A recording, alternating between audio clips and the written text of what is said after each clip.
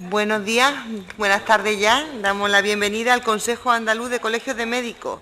En concreto vienen a esta comparecencia su presidente, don Antonio Aguado Núñez Aguado, don Manuel Pérez Sarabia y doña María Conde Alcañiz. Pues tienen aquí a su disposición, tienen un tiempo, como saben, entre 15 y 20 minutos para su exposición. Tienen aquí a todos los representantes de este Parlamento, a los grupos parlamentarios, a sus portavoces. Muchísimas gracias. Puede quitarse para intervenir, si lo considera usted, la mascarilla.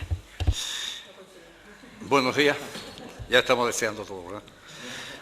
Buenos días, estimadas señorías.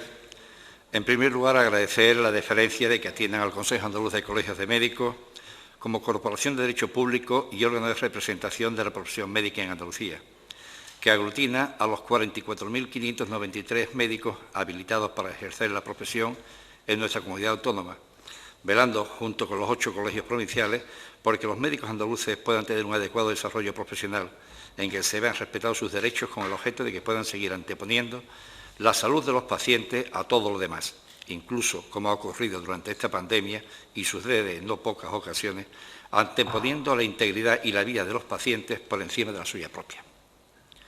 Quiero comenzar el informe poniendo de relieve una serie de cuestiones de competencia de esta comunidad autónoma, compartida con la competencia del Gobierno de España, para lo que les pido apoyo y respaldo, pues son de sentido lógico y orientadas a fortalecer nuestro sistema sanitario.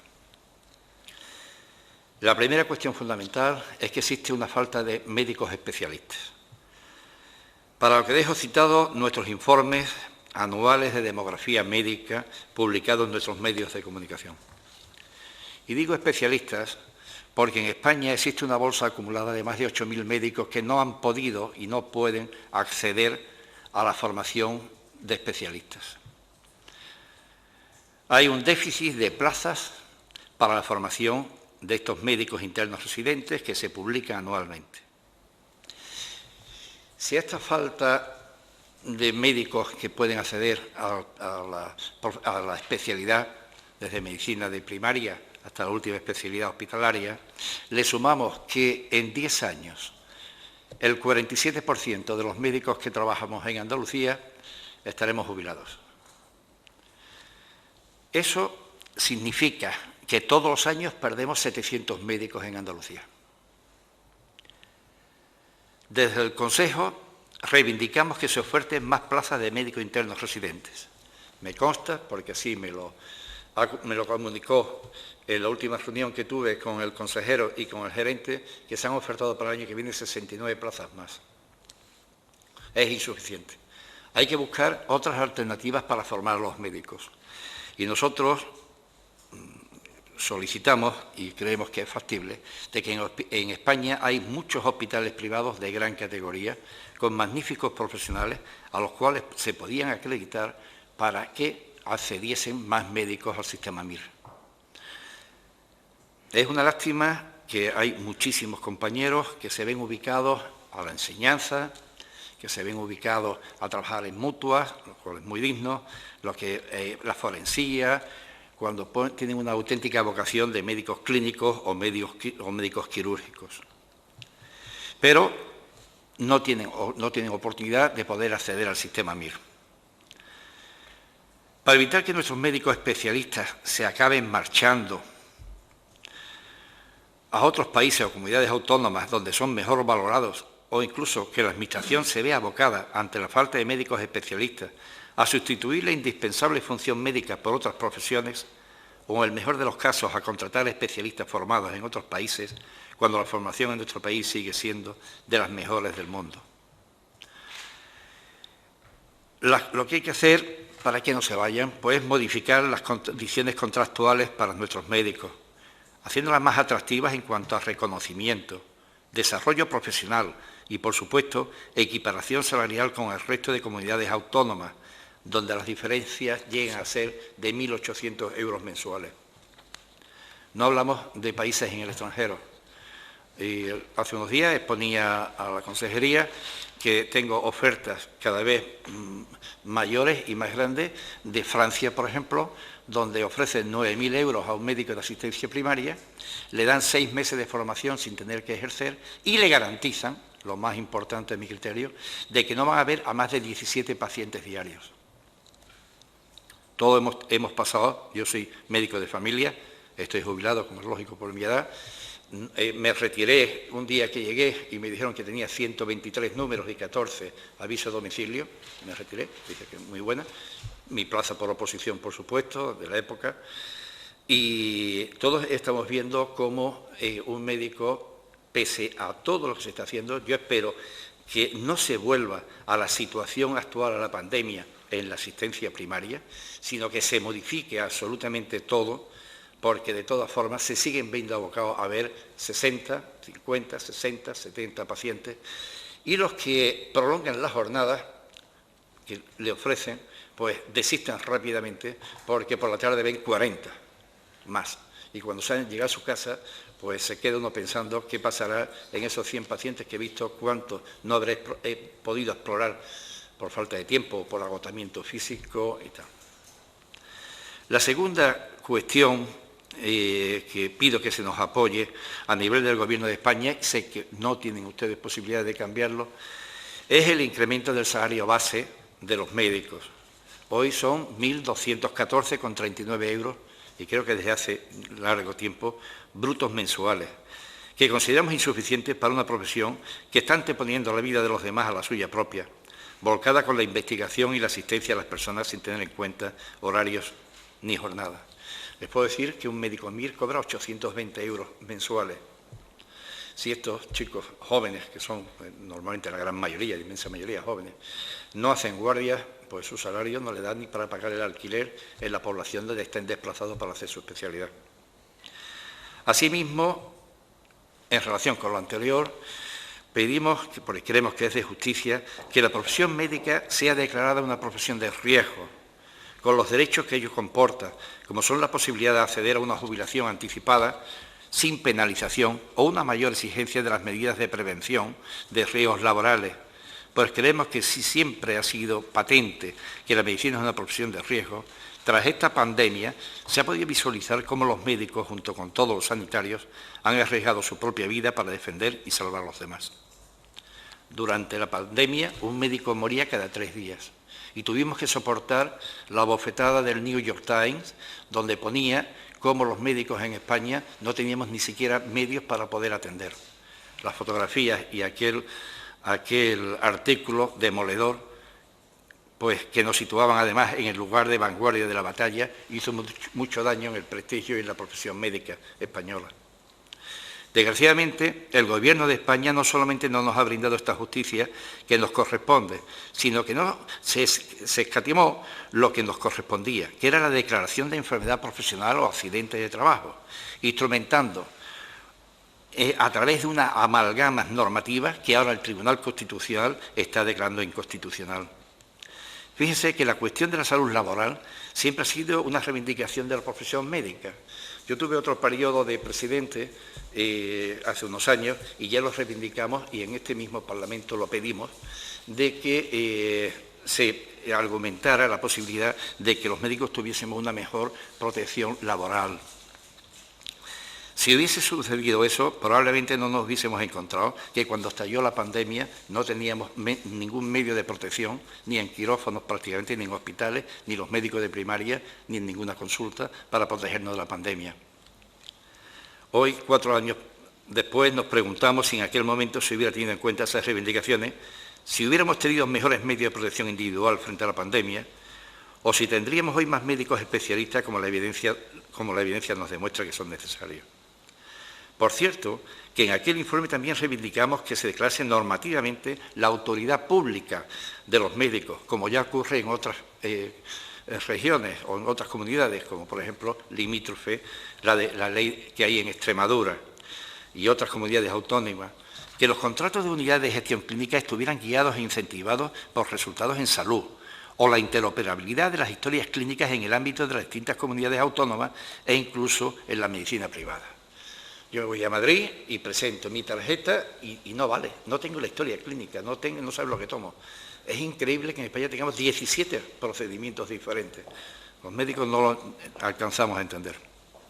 Por último, respecto a este bloque de responsabilidades compartidas entre el Gobierno de España y las comunidades autónomas, existe una cuestión de injusticia por naturaleza, que es el hecho de que las horas de guardia de los médicos no contabilizan para la cotización a la Seguridad Social. Es triste. Cotizan al 50% para el IRPF, pero no cotizan para su historia, para los años, las horas que le han dedicado de desvelo, que han estado noches y noches trabajando por el bien de la sociedad, y que no se reflejan a la hora de la cotización. Yo me asombré cuando se hizo un estudio que apareció un 8% de pobreza en los médicos y un 3% de extrema pobreza, concretamente en Madrid. Visité a algunos de ellos en mi calidad de patrono de la Fundación Princesa de Asturias, de los médicos, y los visité y eran compañeros que habían estado trabajando muchos años, pero solamente le daban de alta el día que hacía la guardia. Por tanto, cuando creían a los 40 años de trabajo que tienen derecho a una pensión, se encontraban con no tenían nada. Sigue existiendo todavía el que no se les reconoce las guardias a efectos de trabajos realizados. Pasando ahora a cuestiones que ya no son de responsabilidad compartida, sino directa de la Junta de Andalucía, tenemos que señalar que, quedando mucho por seguir avanzando, el trato y la atención del consejero de Salud con la profesión está siendo exquisito y resolutivo, lo cual agradecemos enormemente y esto genera gran confianza y expectativas en nosotros. Por este motivo, en este momento necesitamos que medidas reivindicadas históricamente por la profesión médica para poder desarrollar su función adecuadamente y que la Consejería está asumiendo públicamente y llevando a efecto, prosigan su ejecución con diligencia y de manera homogénea en toda la comunidad autónoma, destacando estos dos términos: homogeneidad en la implantación y diligencia en la ejecución, como ha ocurrido, por ejemplo, con la reconversión del complemento de dedicación exclusiva. Veníamos años y años luchando por eso. A un médico se le primaba con casi 900 euros si se iba a jugar al golf por las tardes y al otro se le penalizaba si se iba a una consulta privada o a una clínica privada a operar o a pasar consulta. Siempre decíamos que a igual trabajo debía de haber igual salario. Eso lo prometieron este gobierno que está ahora mismo en Andalucía y hace poco tiempo lo han implantado afortunadamente y ya todos los médicos que trabajan en un hospital, independientemente de que se vayan a jugar al golf o se vayan a una consulta, cobran lo mismo en el sistema público de salud. Las medidas a las que nos referimos, y entramos en lo que queremos que se vaya implantando para la sanidad, es la desburocratización de la medicina, principalmente en el ámbito de la atención primaria. Un médico rellena el 45% aproximadamente de su tiempo es rellenar papeles, de partes, de baja, de informes que no le corresponden, de oiga, mire usted que yo me iban a hacer una resonancia en el hospital, cuando me la hacen, que llame usted por teléfono. Eso tiene que desaparecer de las consultas. La gestión de las agendas de los médicos de atención primaria, con los famosos mínimos de 10 minutos por paciente, para que puedan tener tiempo para formación, investigación y docencia. 10 minutos de paciente, les puedo garantizar a ustedes, y probablemente conocen en sus familias casos, llega el viejecito, no hay nadie que te ayude, hay que ayudarlo a bajarse los pantalones o a subirlo a la camilla, a hacer una serie de cosas que no corresponden al médico, que lo hacemos porque hay que hacerlo, evidentemente, pero hay que conseguir que eso se anule también, que haya alguien que ayude. El apoyo de un sistema de priorización de pacientes de urgencia en los centros de salud, respetando las competencias profesionales, lo que es esencial para la calidad asistencial. Se ha creado lo que llaman consultas de acogida, buscando una palabra amable, consultas de acogida. Eso es lo que siempre hemos solicitado a los médicos, exista un triaje. En los hospitales, en los centros de salud, en los hospitales existe, como saben ustedes, algunos habrán tenido, afortunadamente, si estáis aquí, no ha sido mayor importancia, ha tenido que recurrir a un hospital y ha habido un enfermero que le ha preguntado qué le pasa a usted y entonces lo ha orientado. Pues en los centros de salud es obligatorio que también lo haya. Hay personas que llegan con procesos auténticamente banales, que no tienen significación. Mire usted, me he hecho esta herida, me tengo que poner la vacuna antitetánica o una gamma globulina, si no está usted correctamente vacunado, sí, si no, no se preocupe, o sea.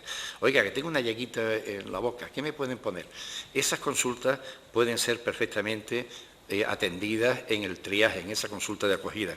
Pero es más, pueden orientar al paciente que llegue. Aparte de priorizar la gravedad del proceso que traigan, pueden orientarlo, porque muchas veces el problema que trae una señora embarazada lo resuelve una matrona. Muchas veces la persona que tiene que atender a ese paciente es un psicólogo. Muchas veces es un sanitario administrativo. O sea, hay muchas variaciones.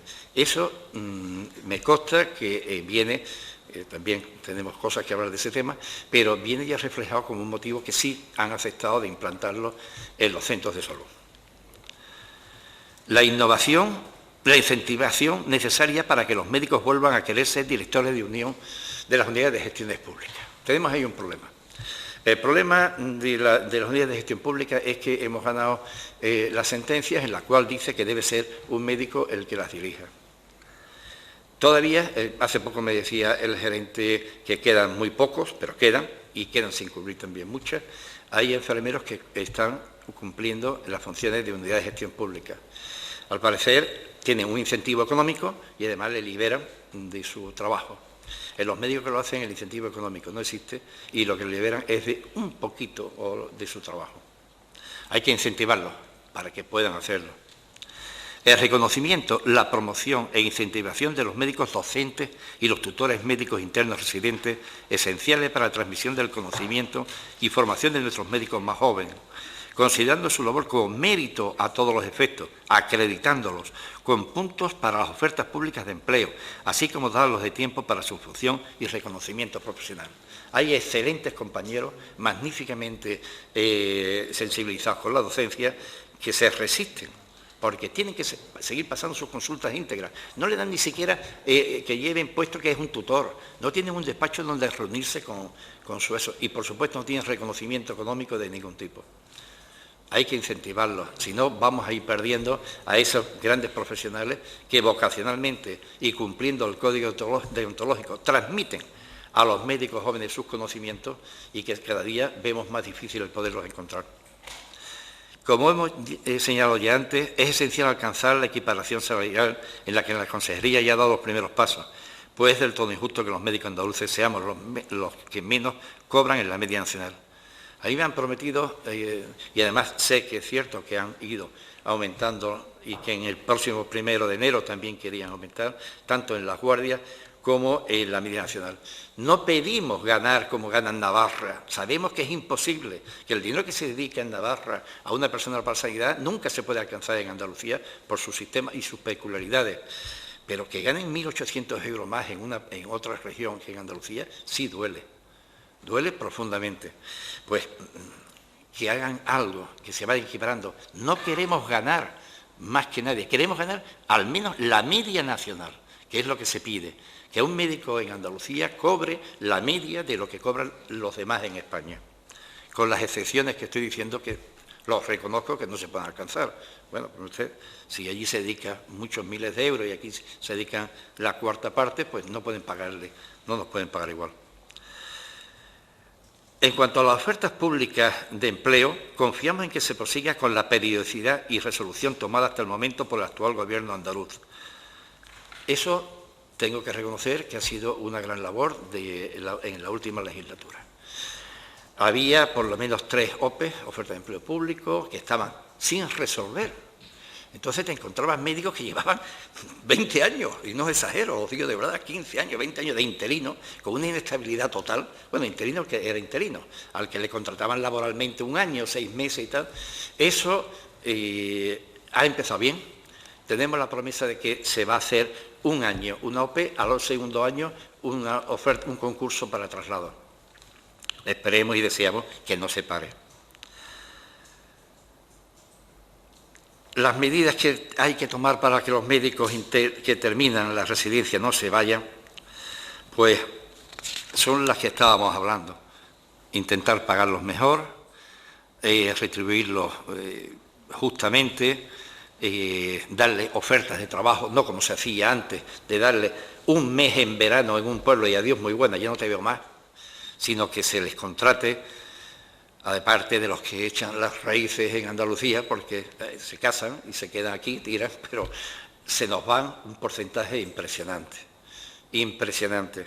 Y estamos perdiendo a unos niveles de formación, estamos renunciando a unos niveles de formación extraordinarios y pensamos que si esta medida se implanta, podremos estar todos de enhorabuena, porque sin duda redundará en el fin último de la medicina, que es la calidad asistencial. A estas medidas hay que añadir otras en las que se debe tomar una actitud proactiva por parte de la Administración y en las que aún estamos pendientes, como son la equiparación y normalización del sistema de continuidad asistencial, acúmulos de cupos, complementos y horas de guardia en hospitales y en centros de atención primaria, el establecimiento de un sistema particular de carrera profesional en la especialidad de atención primaria, la fijación general de un descanso mínimo ininterrumpido de 36 horas, que está en toda Europa, que está en todos sitios. Infraestructura para realizar los avisos domiciliarios, donde los médicos se ven solos, con el uso de sus propios medios y vehículos. Tenemos compañeros rurales que se tienen que desplazar a 4 pueblos y que disponen de su propio vehículo, si lo tienen. Facilitar a los médicos la realización de formación, de investigación y de doctorado. La baremación para las bolsas de empleo de la formación extracurricular, MIR, es decir, formación ajena a la obligatoria que ahora no se valora. Un MIR que tenga inquietudes va al colegio y pregunta si hay cursos y los hace. No se les valora, además se les infravalora, todo lo contrario. Es necesario instrumentar y adaptar un sistema facilitador mediante la NECA u otra fórmula en que los médicos asistenciales puedan participar como docentes en la universidad, dado que debido a ese distanciamiento, las plazas de profesores de medicina las están asumiendo estos profesionales como biólogos que se han dedicado a la carrera docente. Yo cuando veo, con tristeza porque soy de Huelva, y ya hay facultades de medicina en toda Andalucía, menos una vez más, ni AVE, ni no es el tema, pero ni facultad de medicina. Pero cuando se habla de facultades de medicina, a mí se me ponen los pelos de punta cuando, ¿qué docentes van a darlo? Porque es que resulta que están dando anatomía humana, anatomía, que tuve al profesor Jiménez Castellano y nos dio una formación maravillosa en anatomía, señores que son, con todo mi respeto, veterinarios. Comprendo que un veterinario está capacitado para dar, pero no dentro de la medicina. O sea, no es menospreciar ni muchísimo menos a esa profesión, pero creo que es más lógico, igual que los biólogos que se han introducido en la docencia y han desplazado a profesionales. Pues hay médicos asistenciales que están magníficamente preparados y de gran capacidad científica para poder dar clases en la universidad. Hay que seguir avanzando en la integración de la sanidad penitenciaria en el SAS, pues existe gran escasez de médicos y dejación de la Administración del Estado. Es un centro penitenciario de muchísima importancia andaluz. La plantilla eran 7 médicos y 7 enfermeros. Me llamó angustiada una chica enfermera porque se había quedado sola. Hoy faltan muchos médicos penitenciarios. Sé que la sanidad penitenciaria pues creo que también depende de justicia, pero como comprenderán, yo hablo de la sanidad en general. No se puede olvidar el mejorar el trato y acompañamiento a los investigadores, pues la investigación no es un lujo, es una necesidad y una inversión precisa para la calidad asistencial, la salud de los pacientes y la sostenibilidad del sistema, y ahora más que nunca lo estamos viviendo con la vacuna. Siendo especialmente relevante que se considera el Consejo Andaluz de Colegios de Médicos como corporación de derecho público cuyas funciones públicas esenciales son velar por la regulación de la profesión y la prestación de asistencia médica de calidad en todas aquellas reuniones de trabajo o comisiones en las que se esté decidiendo cuestiones que afecten al desarrollo profesional médico o la asistencia sanitaria. En este sentido, va a existir próximamente una comisión para la integración de los profesionales de las agencias públicas en el Servicio Andaluz de Salud y el Consejo de Médicos consideramos que debe estar presente. O en grupos de trabajo tan importantes como los que han elaborado los protocolos de gestión compartida de la demanda o también llamados de acogida, donde independientemente que asistan profesionales funcionarios o representantes de asociaciones de diversas índoles, es indispensable que haya un miembro de la Corporación de Derecho Público que nuestra Constitución española, en su artículo 36, ha constituido para este fin, como además ha venido consolidando la jurisprudencia de nuestro alto tribunal. Si nuestro Consejo hubiera participado, es seguro que no existirían las aristas que a día de hoy mantienen estos protocolos. No sé si ustedes los conocen, se establecieron 18 protocolos que ya se instauraron, eran de la legislatura anterior, que lo impugnamos y lo ganamos, y después lo ha hecho en esta actual legislatura por 2 ocasiones, las 2 veces lo hemos dicho, en las cuales aparecen funciones que consideramos que no pertenecen a la formación ni al grado que tienen los enfermeros. Miren, hablan, por ejemplo, de exploración cardiopulmonar. La exploración cardiopulmonar, pulmón, por decirle una cosa, tiene una serie de ruidos, roncos, sibilancias, estertores, crepitantes, que le aseguro que los médicos pasamos mucho tiempo con un gran catedrático que tuvimos en Sevilla, los que tuvimos la suerte de estudiar aquí, que era Cruz Oñón, para diferenciar uno y otro. Sé positivamente que es imposible que un enfermero sepa diferenciarlo, porque tiene que ver miles de pacientes o haber tenido una formación exhaustiva en ese campo. Por ejemplo, hay otros muchos temas como es un dolor abdominal, que lo explora y lo califica y lo manda para su casa o no un enfermero. Mire, un dolor abdominal puede ser desde una rotura de un aneurisma aórtico en la aorta abdominal que se rompa, a una apendicitis, a un quiste folicular en una mujer que ha reventado 50 patologías. Yo creo que esos protocolos hemos pedido que se modifiquen. El gerente dijo que no sabía que no lo habían modificado. Deben de adaptarse a las capacidades que tienen los enfermeros, que cumplen una gran labor profesional, pero en su campo.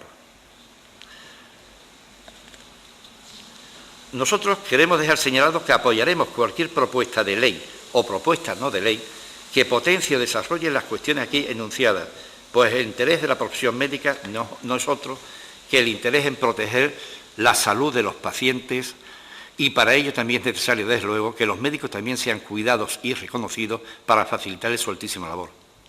Por último, queremos dejar constancia de que recientemente se ha publicado el decreto que regula el registro de médicos objetores de la eutanasia, en que se limita de una manera innecesaria el derecho a objetar de los médicos, lo que es sorprendente en cuanto los principales partidos del Gobierno de la Junta de Andalucía han manifestado públicamente su disconformidad con la ley de eutanasia. Por esta razón, rogamos que se recapacite sobre estas limitaciones y, al igual que se ha hecho con la mayoría del resto de comunidades autonómicas, se establezca un sistema de declaración de objeción de conciencia amplio, sin restricciones, para lo que el Gobierno de la Junta de Andalucía deberá modificar el mencionado decreto. ¿Qué consideración más mínima que respetar con la mayor amplitud el derecho a la libertad ideológica y de conciencia de los médicos?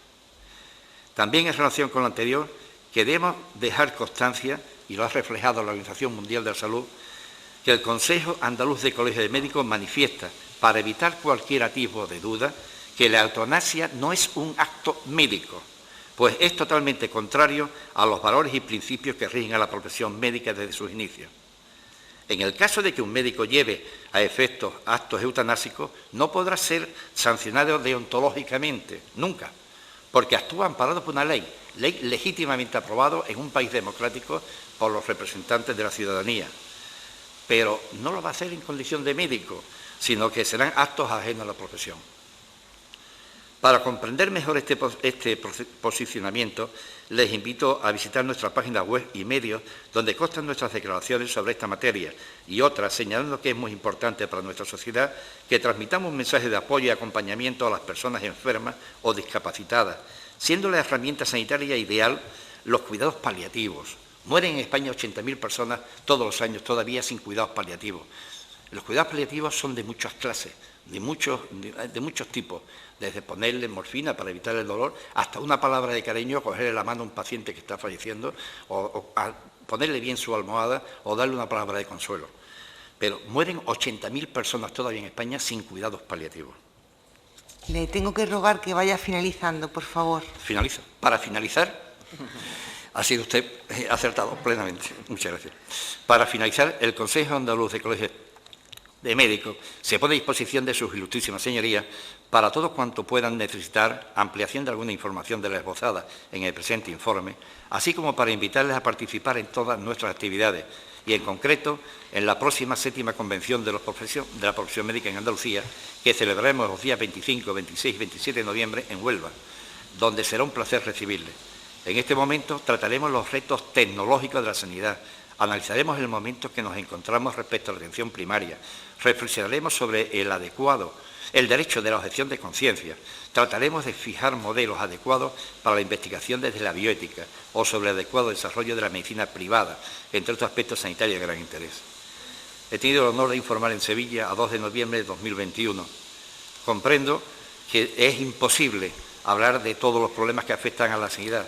Nos hemos ido al caballo de batalla de choque, que es la primaria, pero podíamos hablar desde la medicina privada, indignamente pagada. No saben ustedes todavía, y lo estamos intentando reflejar por todos sitios, que a un médico le pagan 6 euros, 8 euros por ver a un paciente, que a la tercera visita no le pagan absolutamente nada, que ahora los grandes trucos hospitalarios son los que contratan a los médicos y se quedan con un porcentaje, con lo cual, dentro de muy poco, lo que se llama mal medicina privada, que prácticamente no existe, sino que son médicos al servicio de la Administración, cubriendo Muface, IFA, Mujeju y todas las grandes mutuas, que son millones de personas, están trabajando con sueldos indignos.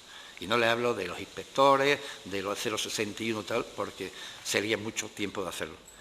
Ahora quedo a su disposición para cualquier aclaración o duda que me quieran plantear. Muchas gracias por su interés y cordialidad. Muchísimas gracias. ¿Algún portavoz quisiera puntualizar o hacer una consulta? Bien. Sí que le rogamos que si quiere facilitarnos documentación acerca de propuestas, la haga al mismo correo desde el que le han convocado. Y allí será repartido por el... Yo lo mandamos, pero tenemos un estudio que creo que les puede interesar a todos, extraordinariamente positivo, porque nos lo piden de toda España, el estudio demográfico que hemos hecho de Andalucía. Pues si lo quiere, lo tiene usted en papel, lo puede dar a los grupos, si no al letrado que lo distribuya a los grupos. Nuestra periodista se encarga de mandarlos todos para que tengan todos. Estupendo. Es impresionante las cifras y además, sobre todo, aclaraciones grandes, ¿no? Sobre el ejercicio de médicos en privada. El 42,5% presta su servicio en un hospital privado, lo que estaba diciéndolo antes a ustedes.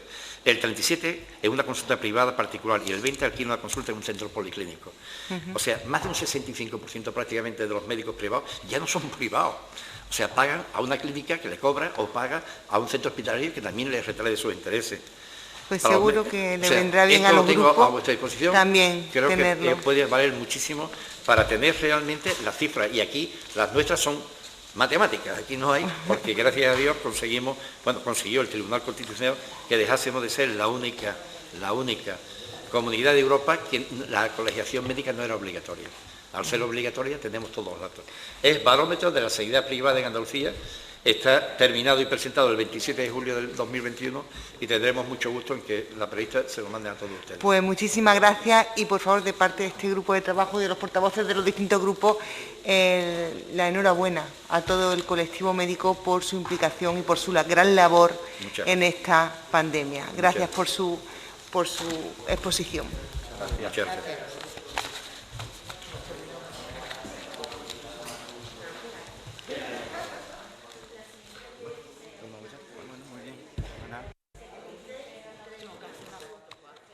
Venga, la foto rápido antes de que nos vayamos. Hazla de allí, si no, de perder.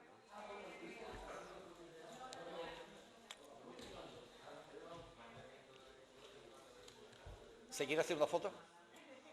¿Se quiere hacer una foto con nosotros?